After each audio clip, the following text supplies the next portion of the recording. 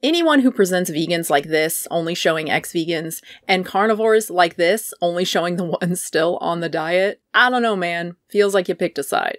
Hello again! Continuing my response to Vegan Diets Don't Work, Here's Why, by Joseph Everett, aka What I've Learned. We have more fear of supplements and appeal to nature. Oh, and he doesn't understand how supplements work?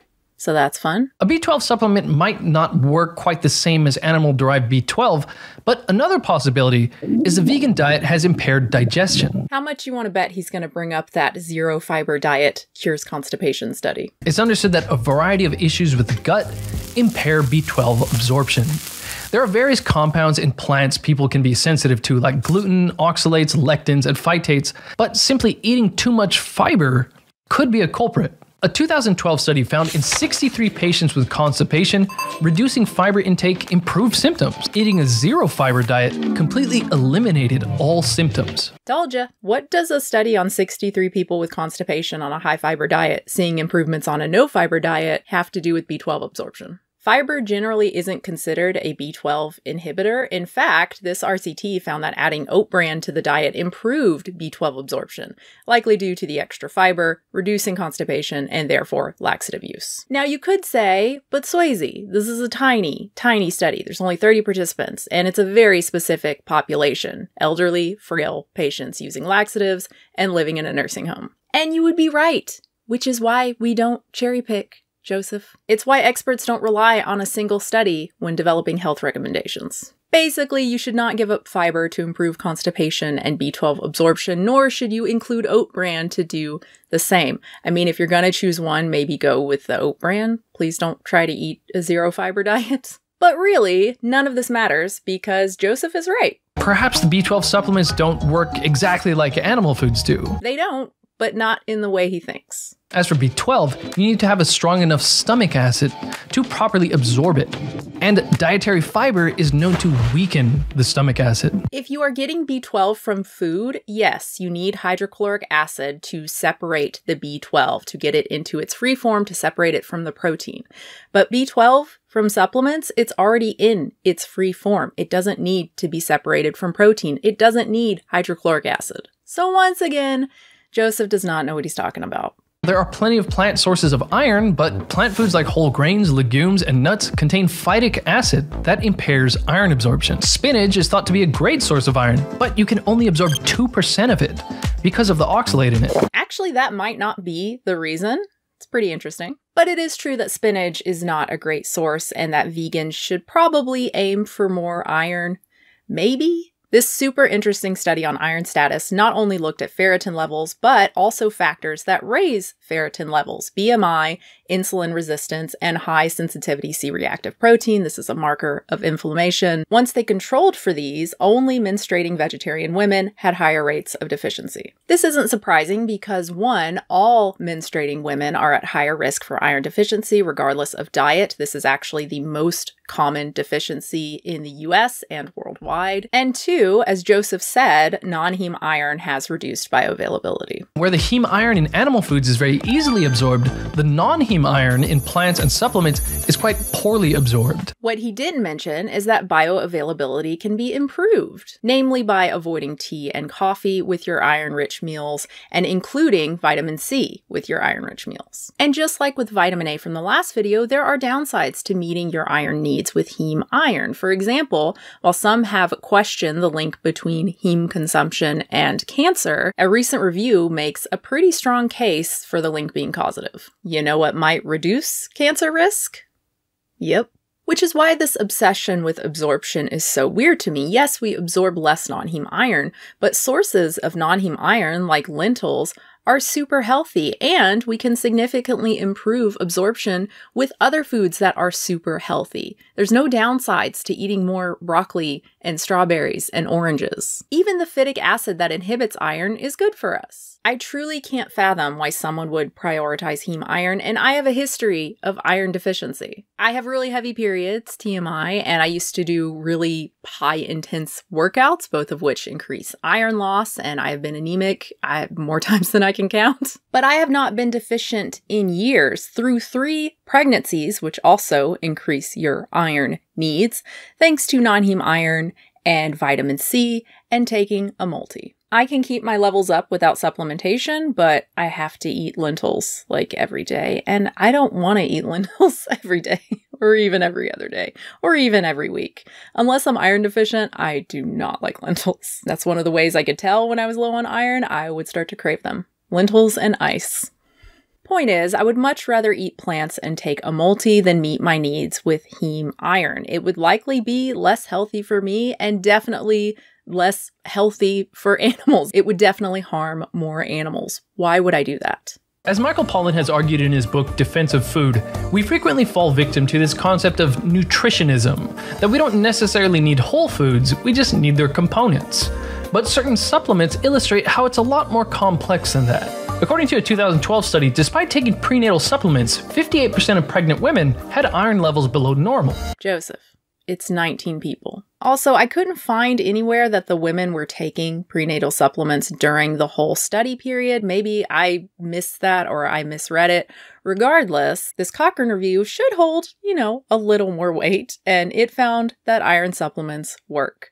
Unsurprisingly, why would doctors prescribe them if they didn't? And what vegan dietitian, organization, YouTuber, anyone is suggesting we get all of our nutrition from supplements? You guys know I'm very pro supplements, and even I don't come close to saying that. Choline is a critical nutrient for brain function, and one study estimates 90% of Americans aren't getting enough. A 2019 study found choline from egg yolks to be far better absorbed than choline from the common supplement choline bitartrate. Just 150 calories of egg yolk will give you over 100% of your requirement. Just 150 calories of egg yolk is 3 large egg yolks. It's still recommended to limit egg consumption to about 1 a day. And he's obsessed with absorption and conversion rates with seemingly no interest in outcome, unless it supports his viewpoint, of course. If people are able to get enough choline or whatever from supplements, then it doesn't matter if absorption of choline is worse than from egg. Choline supplements are very effective at raising levels. To be fair, choline is important. Obviously, it's an essential nutrient. And for vegans, it is hard to meet the AI without a dedicated choline supplement. Prenatals and multis don't cut it because they usually only have like 50 milligrams. Choline is pretty large, like calcium. But vegans aren't special in that regard. It's not easy for omnivores either. The vast majority of Americans do not meet the AI. It's not clear if that really matters or not because the current AI is based on very little data. Basically, the only thing we can say for sure is that 50 milligrams per day is not enough. That is true deficiency for most people. I personally do take choline, and I have for years, because there is some evidence suggesting it's important for fetal development early in pregnancy, like folate. Unlike folate, the evidence is pretty inconsistent. But given I've been pregnant a lot, and I could get pregnant again, I take a choline supplement. One study found that while dietary calcium reduced the risk of heart attack, calcium supplements increased the risk. One study did.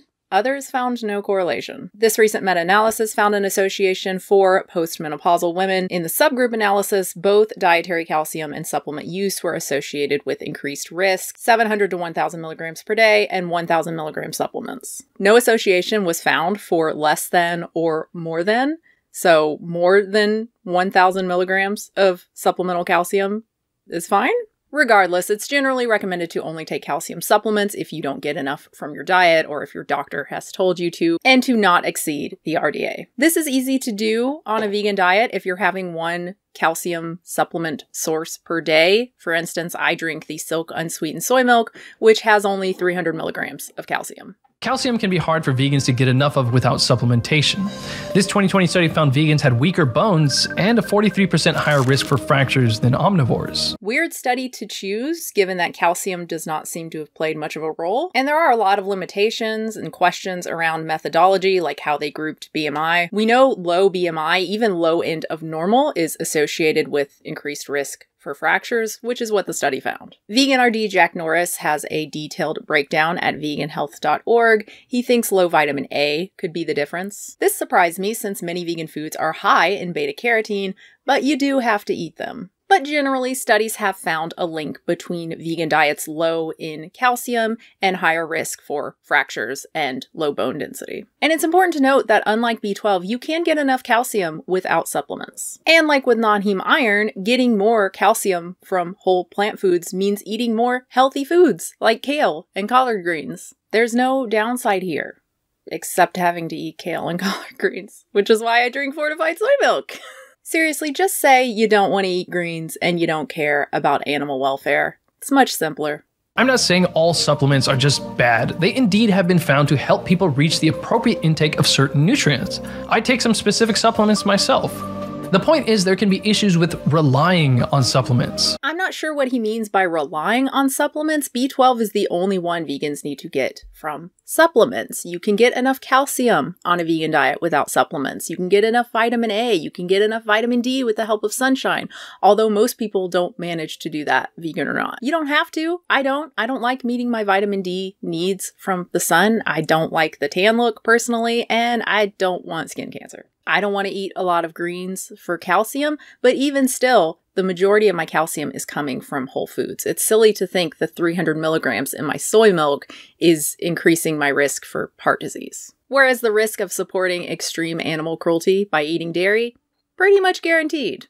And I love that he makes a fuss of B12, choline, iron, all these, supplements not working well, despite evidence saying that yes, they work very well at raising serum levels. And yet he takes an herb with virtually no evidence of benefit. Now we move on to appeal to nature. Meat is natural, so it's good. Why should we assume a meat-containing diet was the natural default for humans rather than a plant-based diet? We don't have to assume that because it was clearly the case. Until very recently, humans were opportunists. We ate what was around. We evolved to sustain ourselves on a wide array of food, which is like the thing that has allowed us to live anywhere and become the dominant species. This is why Peter Unger and others say there is no such thing as a paleo diet. There is no one diet that our ancestors ate. And yes, they all ate varying amounts of animal products, partly because plants sucked. The fruits and vegetables early humans had access to were nothing like modern ones. Before cultivation, they had far less actually edible material, and they were far more fibrous and filled with seeds. Our neighbors have this cute little apple tree. It's got beautiful apple blossoms and it grows these tiny little green apples. They're so precious and they drop in our yard and man, you want to eat them, but fucking don't. They taste disgusting. They're so sour and bitter and they dry out your mouth. That's the kind of shit our ancestors had to deal with. They didn't have the consistency and abundancy that we have today. We have bred fruits and vegetables to be delicious and highly nutritious. You can actually get enough calories and many of the vitamins and minerals you need from fruit alone. I would not suggest it. As someone who tried to do it, I would not suggest it. But you can do that and live for a very long time. Our ancestors would have died very quickly. Point is, our ancestors did not have the luxury of being able to live solely on plants, but we do. So why would we not? Because it's not natural? That seems to be the implication. But how is this natural? How is eating animals grown on grains natural? How is eating tons of beef natural, even if it's grass-fed? Do you think our ancestors ate a bunch of cow and only certain parts of the cow? You can't just eat some beef liver and raw eggs and you're natural now. You're paleo. Nothing about how we live is natural, and it's not like our ancestors were beacons of health. Instead, we should look to the science, and the science is clear that overall plants are very good for us and overall animal products are not great. That doesn't mean you can't be healthy eating some animal products, but looking to the naturalness of a food to decide whether or not it's healthy is pretty weak.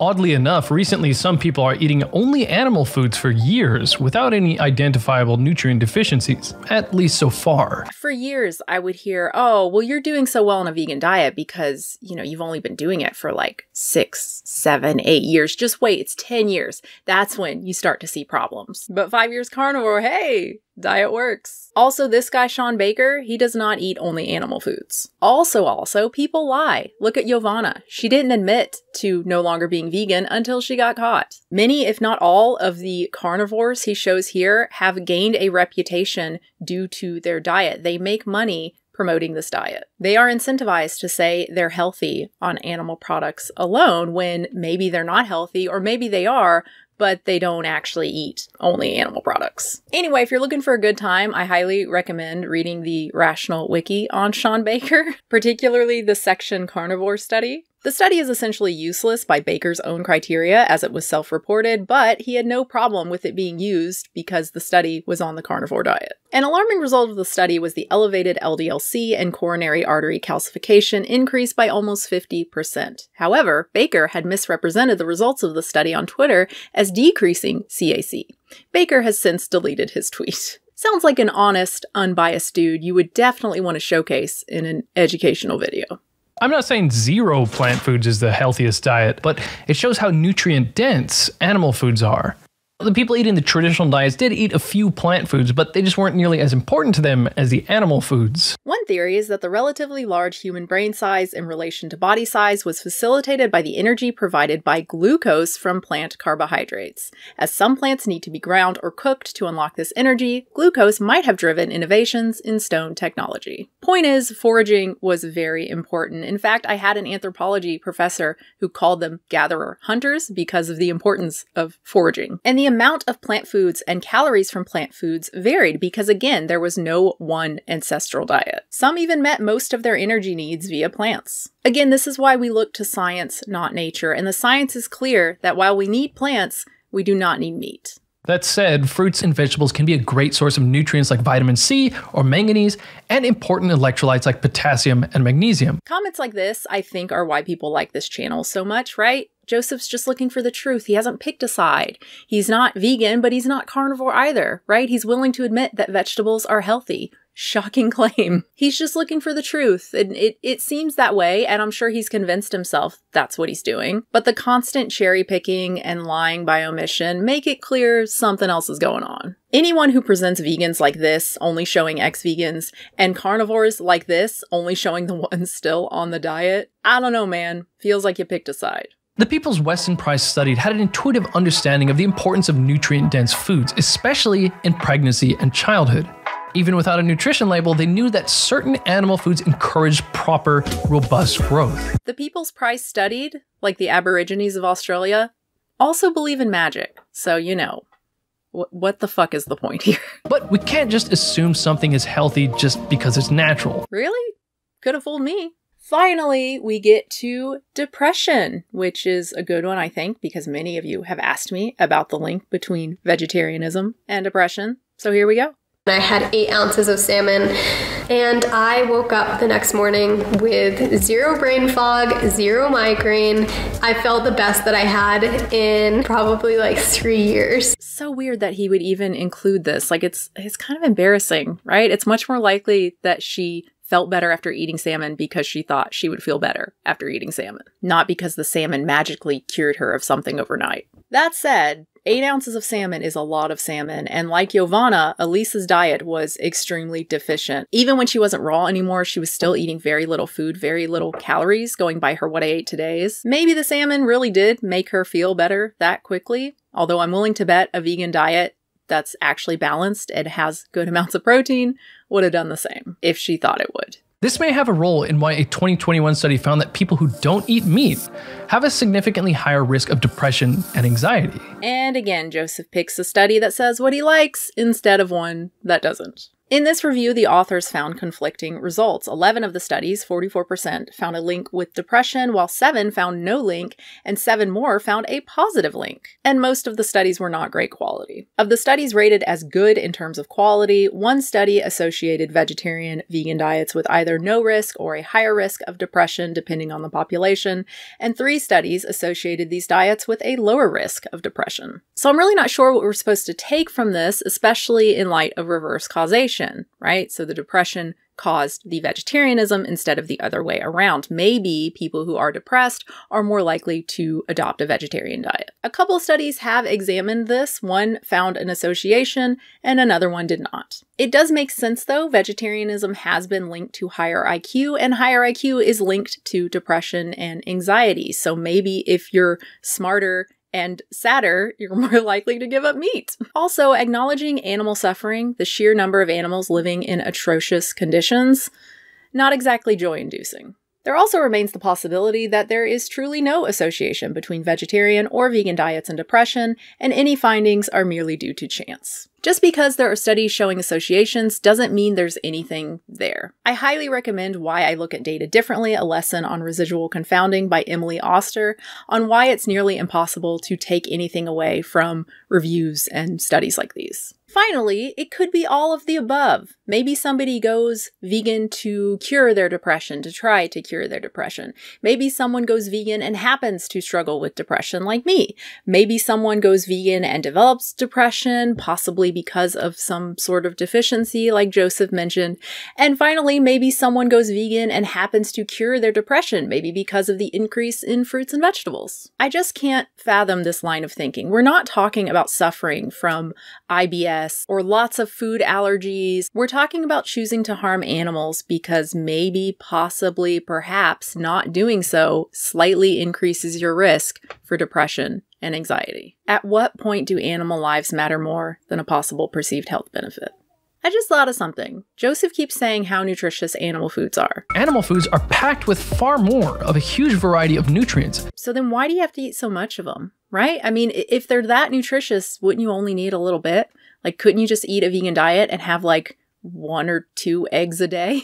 That would provide significant choline, B12, like all the nutrients he's so concerned about, and then you can meet the rest of your needs via plants. And oysters, of course, they're one of the best sources of like all the nutrients he's concerned about, but instead it's beef liver and eggs? Okay.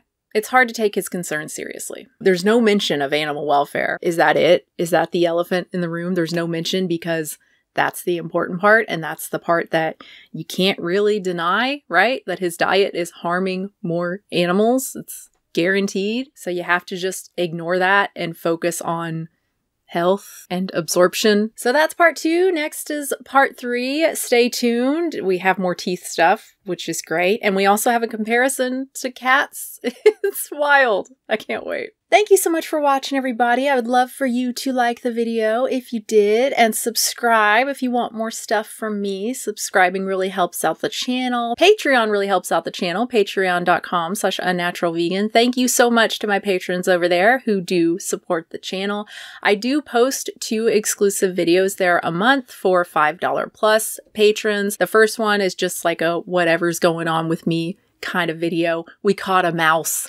Baby's eating food and doesn't want bottles, you know, shit like that. And then the second one is a controversial topic unrelated to veganism, which has been very fun. I've got to talk about things that I want to talk about, but it doesn't really make sense to post to the channel. So yeah, I've really enjoyed that, and I've enjoyed the feedback there.